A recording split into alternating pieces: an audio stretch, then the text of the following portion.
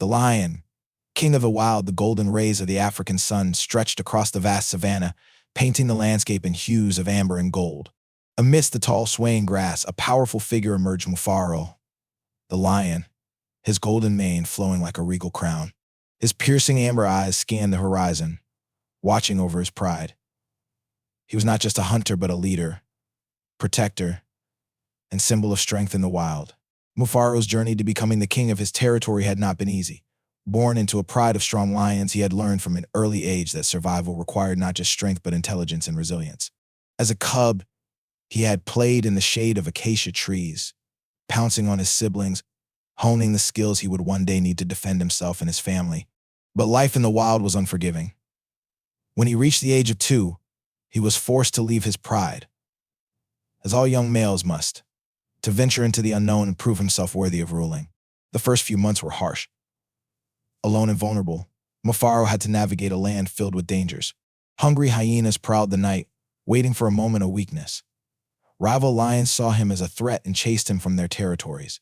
The scorching sun drained his energy, and hunger gnawed at his belly. He scavenged for food, sometimes stealing the meal from jackals, other times feasting on what the vultures left behind. But he never gave up. He grew stronger, faster, and wiser. One day fate presented him with an opportunity. A lone lioness, injured and weak, was being harassed by a pack of hyenas. Mufaro, though still young, could not stand by and watch. With a deep, thunderous roar, he charged at the hyenas, his massive paws kicking up dust as he lunged. The hyenas, startled by his aggression, scattered into the bushes. The lioness, grateful yet wary, watched him cautiously. Her name was Zuri, and she had been cast out from her pride. The two formed a bond, hunting together and sharing their struggles. As seasons passed, Mufaro grew into a mighty lion. His muscles rippled beneath his tawny coat, and his mane darkened, a sign of maturity and dominance. With Zuri by his side, he set his sights on claiming his own pride. He roamed the land, searching for the right moment. Then, one day, he founded a pride led by an aging lion whose strength was waning. Mufaro knew this was his chance. The battle was fierce. The old lion, though experienced, could not match Mufaro's youthful power. They clashed, their roars shaking the air. The pride watched from a distance, waiting to see who would emerge victorious.